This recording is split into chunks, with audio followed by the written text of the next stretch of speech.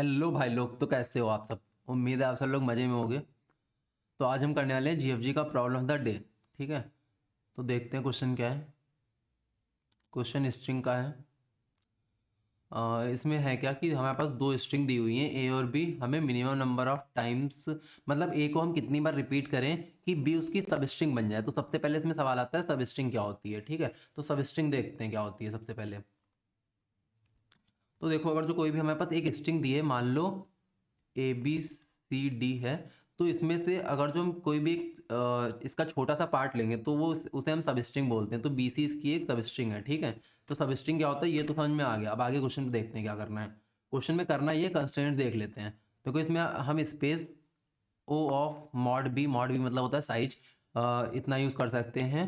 और जो इस टाइम है वो है मॉड ए इंटू मॉड बी, इतना हम यूज़ कर सकते हैं। ठीक है, ये एक तरीके से आप ओवरऑल अगर जो देखो तो एन स्क्वायर कॉम्प्लेक्सिटी मांग रहे हैं, जो कि नॉर्मल सा क्वेश्चन है। ठीक है, तो इसमें हम नॉर्मल सा स्ट्रिंग मैचिंग लगा लेंगे, जो हम बेसिकली स्ट्रिंग मैचिंग लगाते हैं। स्ट्रिंग मैचिंग की बेसिकली तीन एल्गोरिथम होती हैं, उसमें से जो सबसे बेसिक होती है जो एन स्क्वायर लेती है उसे हम लगाएंगे, उसे नेव बेस करके बोलते हैं। ठीक है, तो इसमें सबसे पहले हम पहले पार्ट को ले लेते हैं। ठीक है, दोनों स्ट्रिंग ले लेते हैं, पहले हम समझेंगे उसके बाद कोड करेंगे। ठीक है, एक second. A B C D, B C D, ये हमारी स्ट्रिंग है ए। ठीक है, अब बी स्ट्रिंग हमारी क्या है, सी डी ए। बी है C D A B C D. ठीक है, B C D A B, A B. देखो यार, जो नॉर्मल स्ट्रिंग मैचिंग होती है सबसे पहले उसको देख लो, क्योंकि वही इसमें यूज़ होगा, बाकी इसमें कुछ नहीं है।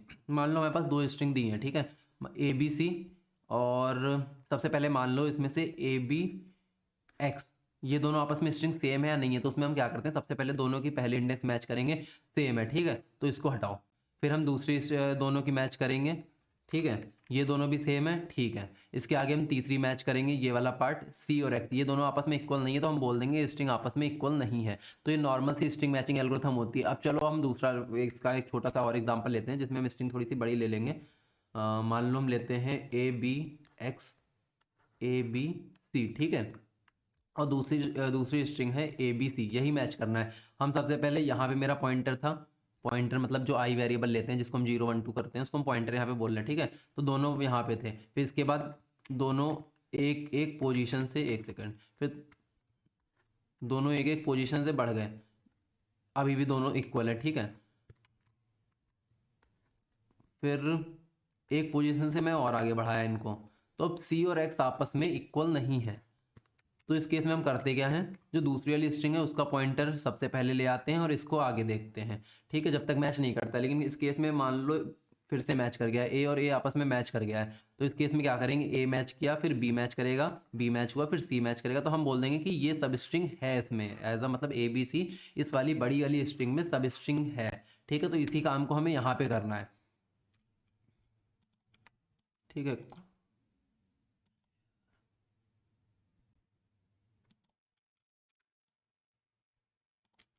हो गया।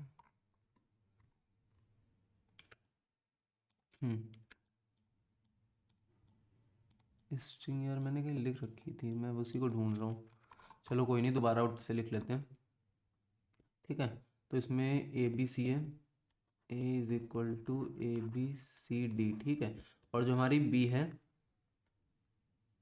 सी डी है, C D A B C D, B सी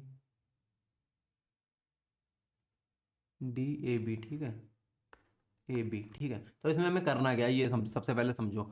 हम सबसे पहले तो पहला अक्षर मैच कराएंगे दूसरी स्ट्रिंग में कहाँ पे है। तो सबसे पहले हमें वो मिलता है यहाँ पे। सॉरी, एक सेकंड, उल्टा हो गया थोड़ा सा। हमें इस वाली स्ट्रिंग को, इसे एज अ सब स्ट्रिंग बनाना है। मतलब जो ए वाली है, ए को कितनी बार रिपीट करें कि जो बी है वो एज अ सब स्ट्रिंग बन जाए। तो इसको अगर हम दो बार रिपीट करते हैं, ठीक है, तो A B C D, A B C D, क्या ये सब स्ट्रिंग बन रहा है।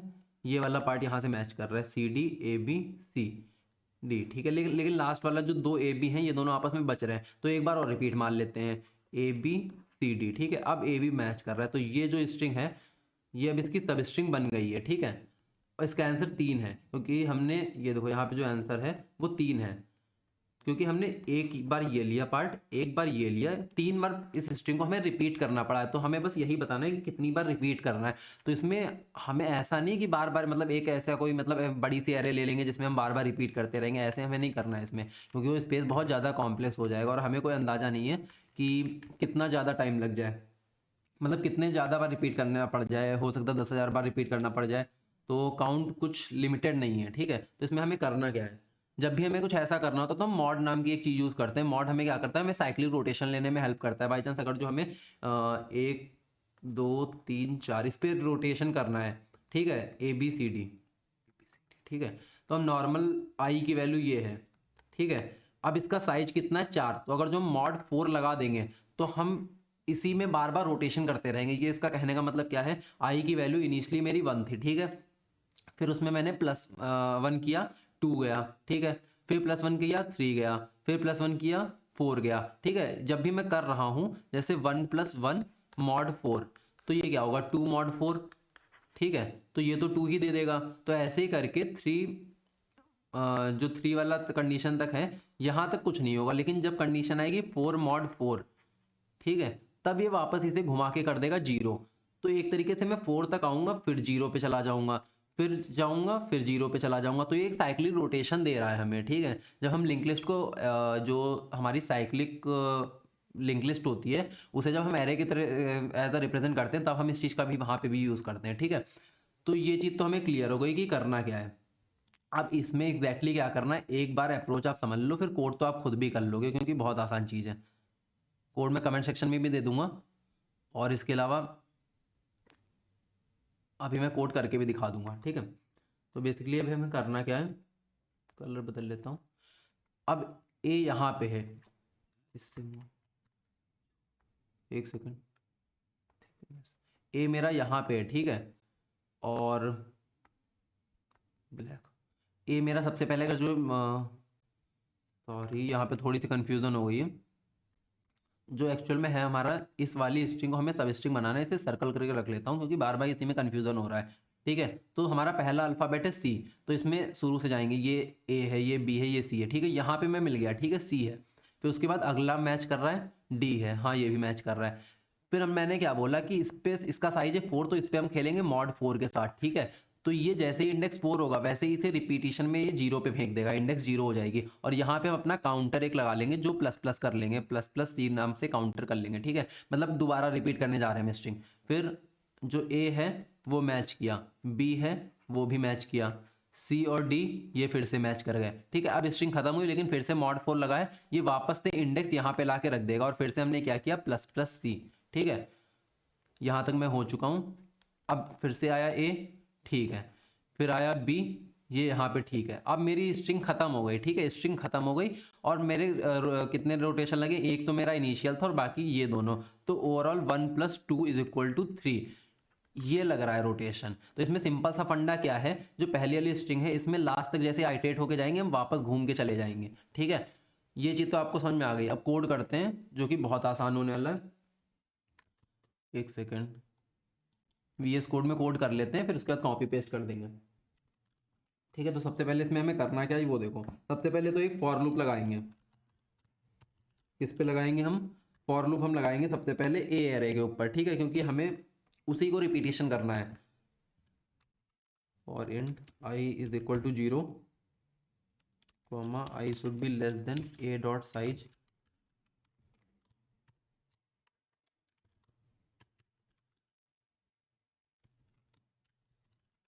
++i,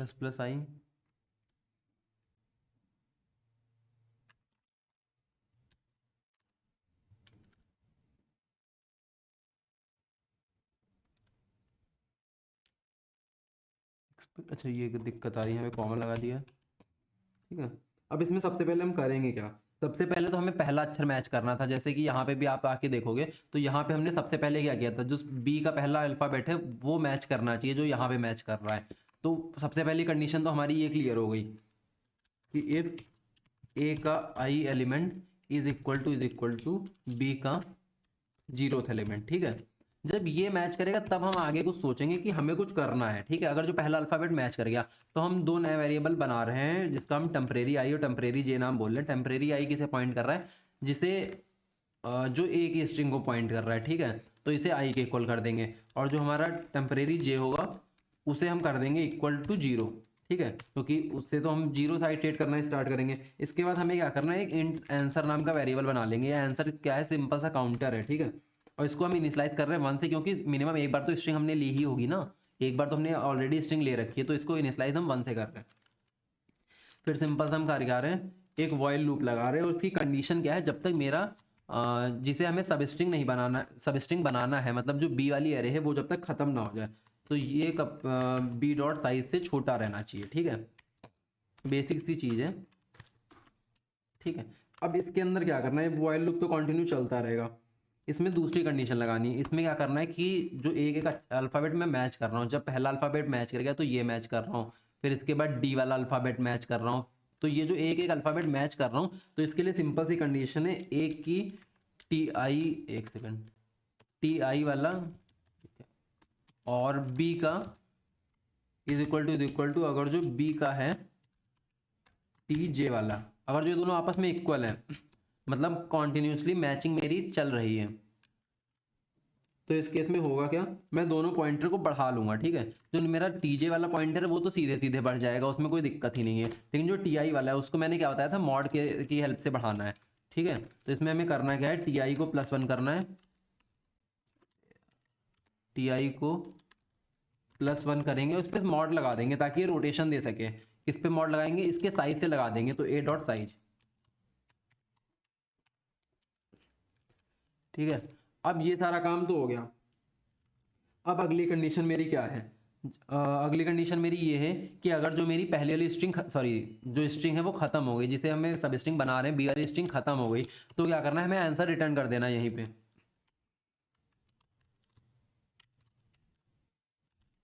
T j is equal to b dot size, ठीक है। यार जो लोग अभी भी यहाँ पे हो, मतलब जो लोग अभी भी वीडियो देख रहे हो यार, चैनल को अभी के अभी सब्सक्राइब कर दो, वीडियो को लाइक कर दो, अपने दोस्तों को भी शेयर कर दो। और यहाँ पे हम करेंगे क्या, रिटर्न कर देंगे आंसर को, ठीक है। अब इसके बाद अगला हमारा काम क्या है, एक सेकंड, हाँ सही है। इसके बाद अगला काम क्या है, हमें वो जो जब दोबारा मैं जीरो से इंडेक्स पे आया जा रहा हूँ, तो हमें काउंटर को बढ़ाना भी, तो अब काउंटर को बढ़ा देते हैं। अगर जो मेरा t i is equal to zero है, मतलब मैं वापस घूम के जीरो इंडेक्स पे आ गया हूँ, मतलब एक तरीके से हमें स्ट्रिंग को रिपीट मार रहे हैं, तो इस केस में क्या करेंगे, हम प्लस प्लस कर देंगे आंसर को, ठीक है। इफ वाली कंडीशन ये रही।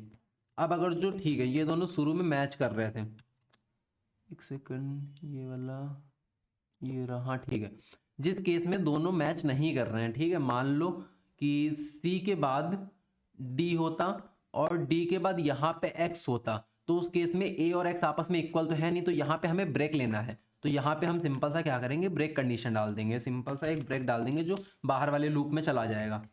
अब फाइनली क्या करना है, अगर जो मैं पूरी स्ट्रिंग को आइटरेट कर गया हूँ लेकिन तब भी कुछ भी नहीं हो रहा है, तो सिंपल सा हमें करना ये है कि हम -1 रिटर्न कर देंगे, कि उस केस में हमारा आंसर एग्जिस्ट ही नहीं करता, रिटर्न -1, ठीक है। तो कोड बस इतना छोटा सा है, एक सेकंड, हाँ ठीक है,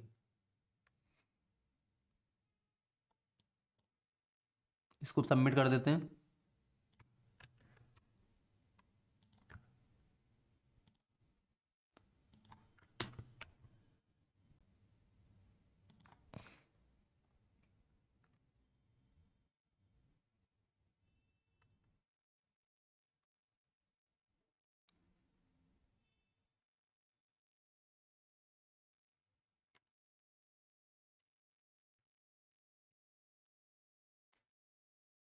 दिक्कत ले रहा है तो कुछ दोबारा रिसबमिट कर देते हैं, देखते हैं, कई बार जीएफजी का कंपाइलर दिक्कत दे जाता है।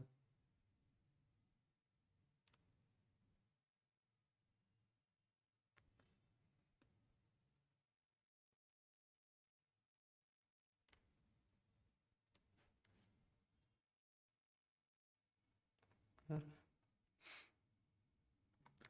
यहाँ पे सारे के सारे टेस्ट केस पास हो गए हैं, तो यार अभी के अभी चैनल को सब्सक्राइब करो, वीडियो को लाइक करके अपने दोस्तों को भी शेयर कर दो। मिलते हैं अगली वीडियो में।